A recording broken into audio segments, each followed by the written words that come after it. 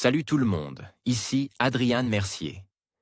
Bienvenue sur ma chaîne, dédiée à notre belle planète et aux enjeux de l'écologie. Si vous voulez en apprendre plus sur comment protéger notre environnement et adopter des gestes éco-responsables, pensez à vous abonner pour rester informé.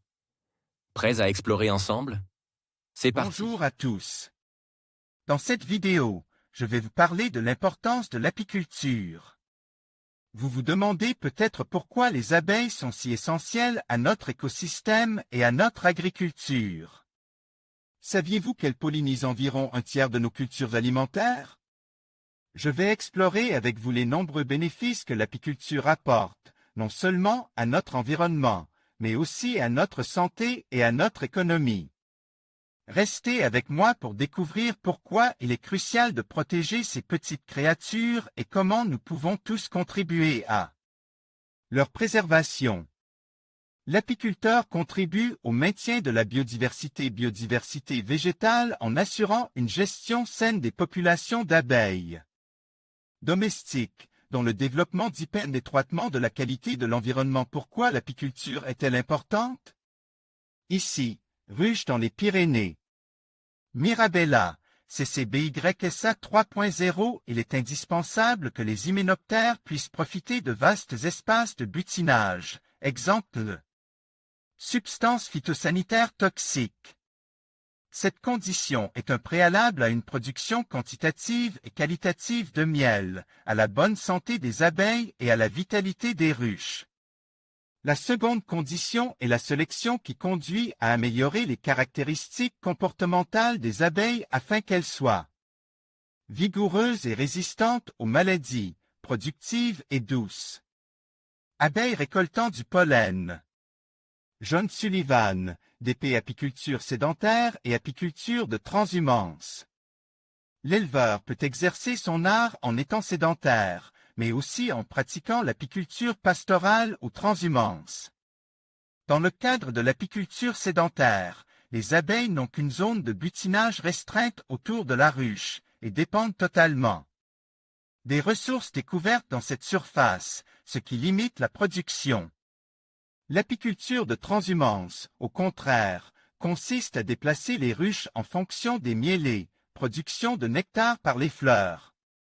Ainsi, les abeilles ont toujours de quoi butiner, se fatiguent moins en effectuant des vols plus courts, et l'apiculteur peut procéder à des sélections de récoltés selon le miel qu'il souhaite produire.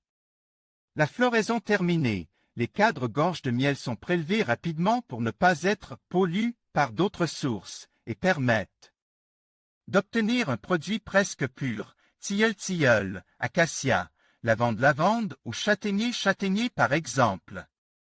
De nos jours, les ruches sont déplacées par la route. Embarquées à la tombée de la nuit lorsque les abeilles regagnent le bercail, elles sont rapidement transportées et installées sur le nouveau site en retrait des sentiers battus avant le lever du jour. Les déplacements s'effectuent en suivant les niveaux d'altitude et l'étalement des diverses floraisons. Ils débutent en plaine au mois d'avril, pour terminer en montagne fin août. Puis, les ruches sont ramenées pour un dernier nourrissement avant l'hivernage. Le nourrissement est un substitut indispensable à l'absence de floraison en automne, qui sert à relancer la ponte de la reine, afin de renforcer la colonie pour le printemps suivant. Les apiculteurs pratiquant le pastoralisme sont fréquemment sollicités par les arboriculteurs pour mettre leurs abeilles au service de la pollinisation des vergers. Assez curieusement, c'est l'élevage en milieu urbain qui protégerait le mieux les abeilles. En effet, les hyménoptères sont dotés d'un filtre qui les prémunit davantage contre les pollutions urbaines que contre les pesticides. Le rayon d'action des butineuses n'excédant pas 3 km, si, sur cette zone d'exploration, les abeilles de ruches sédentaires découvraient des plantes mellifères polluées par des traitements toxiques, elles périraient. Dans l'autre cas, les floraisons étant terminées, le rendement en miel sera diminué. Or, dans les villes, les hommes leur fournissent de quoi s'alimenter en permanence, en aménageant parcs, jardins et espaces verts. Pour veiller sur l'état de notre environnement, personne n'a jamais inventé mieux que l'abeille. Pourtant, dans de nombreuses régions, l'avenir de l'hyménoptère est lourdement compromis à cause des produits chimiques utilisés dans l'agriculture. Il importe donc de s'interroger sur les problèmes soulevés par nos comportements, sauvegarde de la biodiversité et protection de l'environnement, évolution vers une agriculture raisonnée et durable, maintien d'une relation harmonieuse entre l'homme et la nature, amélioration de la santé par les produits de la ruche. L'UNAF, Union nationale de l'apiculture française, propose de mettre à disposition ses compétences dans le domaine de l'apiculture. Pour concrétiser le rapprochement homme-nature, en aidant à l'installation et au suivi de ruchers urbains. Cette entreprise porte le nom de Programme Sentinelle. Abeilles sociales, Api mellifera.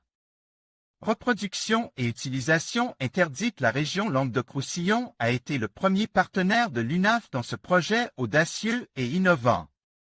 Le 9 décembre 2005, 6 ruches ont été installées sur le toit de l'hôtel de région, à Montpellier.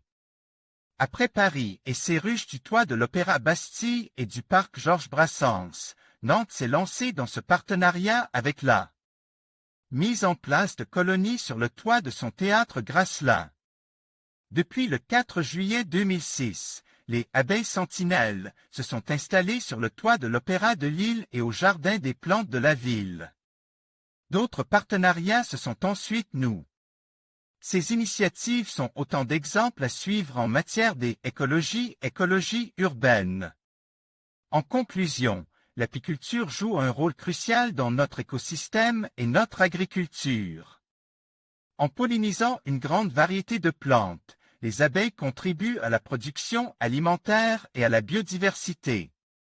De plus, l'apiculture soutient des milliers d'emplois et génère des revenus pour de nombreuses communautés. Il est donc essentiel de protéger ces pollinisateurs et de promouvoir des pratiques apicoles durables. En prenant soin des abeilles, nous prenons soin de notre planète et de notre avenir.